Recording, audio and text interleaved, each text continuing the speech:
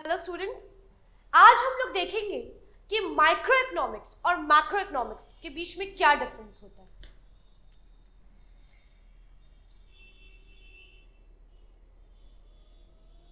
Micro economics और macro economics के बीच में क्या डिफरेंस होता है, क्या वो चीजें हैं जो माइक्रो इकोनॉमिक्स को मैक्रो इकोनॉमिक्स से अलग कर देती है।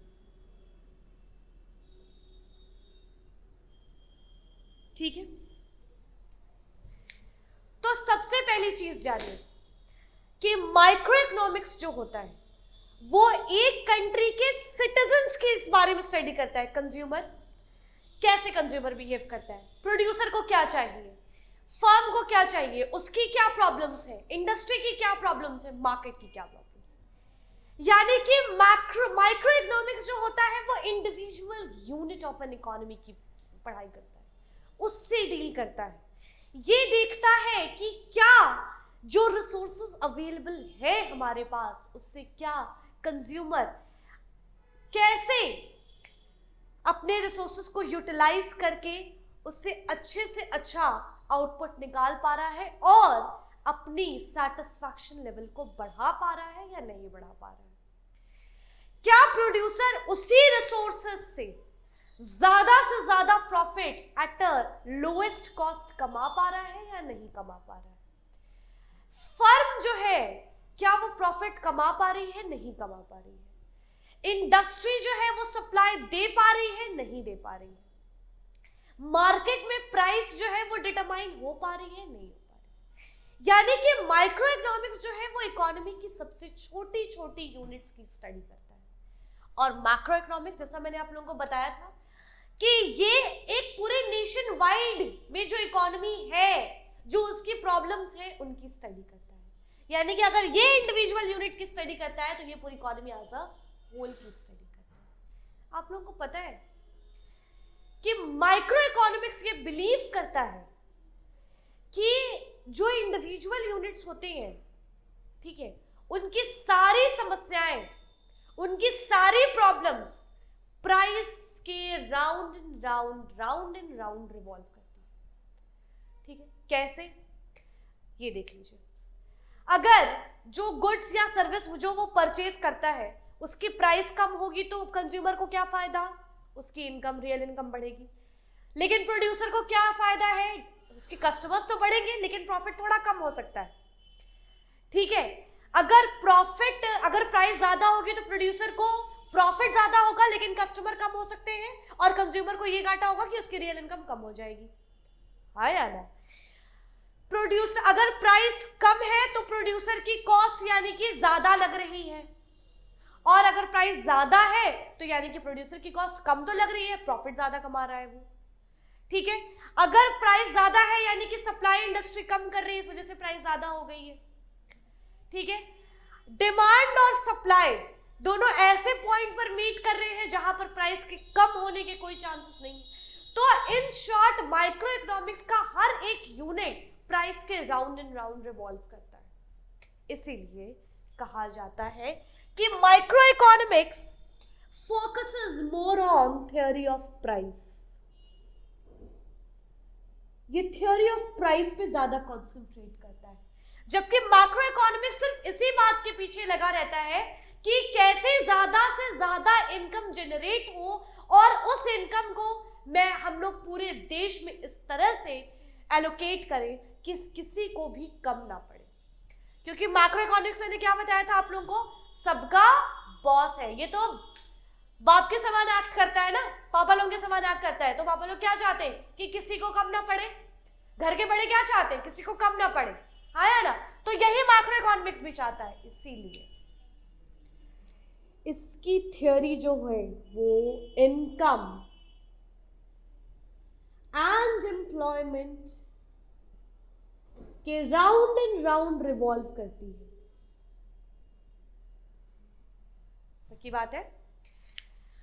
माइक्रो इकोनॉमिक्स, अब जब माइक्रो इकोनॉमिक्स पढ़ाई कर रहा होता है ना तो वो ये सोचता है कि उसको मैक्रो इकोनॉमिक्स ना डिस्टर्ब करे और जब मैक्रो इकोनॉमिक्स पढ़ाई कर रहा होता है तो वो सोचता है कि इसको माइक्रो इकोनॉमिक्स ना डिस्टर्ब करे। यानी कि मैम आप कहना क्या चाहती हैं? मैं कहना ये चाहती हूं कि माइक्रो इकोनॉमिक्स ये अज्यूम करता है कि मैक्रो इकोनॉमिक्स के कोई भी फैक्टर चेंज नहीं हो रहे। यानी कि जब वो डिमांड पड़ता की स्टडी करता है, सप्लाई की स्टडी करता है, कंज्यूमर बिहेवियर की स्टडी करता है, तो वो ये मान लेता है कि ना तो इनकम लेवल में चेंज आया, ना नेशनल इनकम में चेंज आया, ना जीडीपी में चेंज आया है, ठीक है, ना फॉरेन एक्सचेंज रेट में चेंज आया, ना किसी फैक्टर में चेंज आया। क्योंकि अगर उसके चेंज को कंसीडर करेंगे तो क्या हम लोग यहाँ पे डिमांड स्टडी कर पाएंगे? नहीं। यानी कि यहां पर एक अजम्पशन लगाई जाती है, ये अज्यूम कर लिया जाता है कि all the variables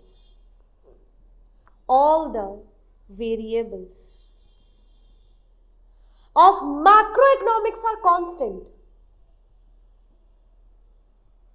Macroeconomics are constant. और यहां पर हम लोग ये अज्यूम कर लेते हैं, ये अजम्पशन लगा लेते हैं हम लोग कि माइक्रो इकोनॉमिक्स के जितने भी वेरिएबल्स हैं उसकी डिमांड में कोई चेंज नहीं आ रहा, कंज्यूमर एकदम रैशनली बिहेव कर रहा है, सप्लाई एकदम एडिक्वेट है, सप्लाई में कोई दिक्कत नहीं है, मार्केट कोई भी चीज चेंज नहीं हो रही है। यानी कि all the variables of microeconomics are what? Are constant. ये कभी चेंज नहीं हो सकते जब हम लोग मैक्रो की पढ़ाई कर रहे हैं, ठीक है, और जब माइक्रो की पढ़ाई कर रहे हैं तो इसके वेरिएबल्स कभी चेंज नहीं हो सकते। पक्की बात है?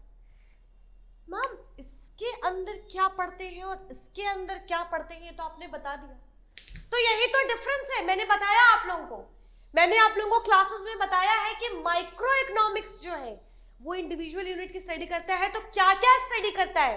कंज्यूमर की स्टडी किया तो क्या पढ़ेंगे? थ्योरी ऑफ डिमांड, ठीक है। प्रोड्यूसर और फर्म की स्टडी किया तो क्या पढ़ेंगे? Theory of production. और अगर फर्म की इंडस्ट्री की स्टडी किया तो क्या पढ़ेंगे? सप्लाई। और अगर मार्केट्स की स्टडी किया तो क्या पढ़ेंगे? Theory of price. हाँ यार, लेकिन मैम मैक्रो इकोनॉमिक्स क्या पढ़ाते हैं? मैक्रो इकोनॉमिक्स के अंदर क्या, तो मैंने आप लोगों को बताया कि पहले ये देखते हैं कि aggregate demand is equal to aggregate supply, यानी कि theory of employment of resources, ठीक है, एंड आउटपुट। और उसके बाद से हम लोग क्या पढ़ते हैं? उसके बाद से हम लोग देखते हैं कि इन्फ्लेशनरी एंड डिफ्लेशनरी गैप। फिर हम लोग ये देखते हैं कि इसको कम करने के लिए क्या कर सकते हैं, तो मॉनेटरी एंड फिजिकल पॉलिसीज बना सकते हैं, हम लोग इसकी स्टडी करते हैं। फिर हम लोग बैंक के पास जाते हैं, बैंक की स्टडी करते हैं। अगर बैंक से भी बात नहीं बनती तो गवर्नमेंट बजट बनाते हैं, उसकी स्टडी करते हैं, फॉरेन एक्सचेंज रेट्स की स्टडी करते हैं, और हम लोग लास्ट में बैलेंस ऑफ पेमेंट जो ये बताता है कि जो डोमेस्टिक ट्रेड हो रहे हैं उससे हमको मुनाफा हो रहा है या घाटा हो रहा है, क्या हो रहा है आखिर, उन सारी चीजों की हम लोग स्टडी करते हैं, ठीक है। So there are various points, two of them I have written. The third point is the elements or the concept which we, vital concepts. यहां पर अगर आप ब्रॉडली क्लासिफाई करेंगे, अगर माइन्यूटली ना करें, तो यहां पर हमारे पास सिर्फ 3 कंसेप्ट होते हैं, जो कि कहा जाता है कि थ्योरी ऑफ कंज्यूमर बिहेवियर। उसमें सब कुछ आ जाता है, कंज्यूमर बिहेवियर,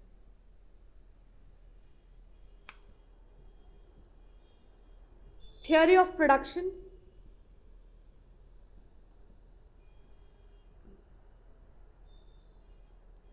ठीक है, and theory of price। और यहां अगर आप इसके कंटेंट्स देखेंगे तो यहां पर बहुत सारी चीजें आती हैं, जैसे मैंने आप लोगों को क्लासेस में आप लोगों को बताया कि यहां पर हम लोग एम्प्लॉयमेंट ऑफ रिसोर्सेज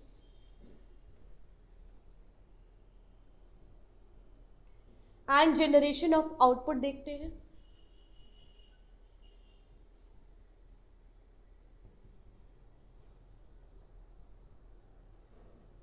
ठीक है। दूसरा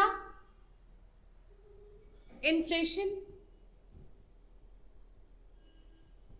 डिफ्लेशन, और इसी तरह की बहुत सारी ऐसी चीजें हैं, ठीक है, ban, monetary policies, government budget, ऐसी बहुत सारी चीजें हैं जो हम लोग मैक्रो इकोनॉमिक्स में पढ़ते हैं। अगर मैं यहां लिख भी दूं तो भी द लिस्ट इज लॉन्ग, ठीक है। आई होप आप लोगों को माइक्रो एंड मैक्रो इकोनॉमिक्स के बीच का डिफरेंस क्लियर हुआ होगा। Thank you so much students for your patience listening. Good bye.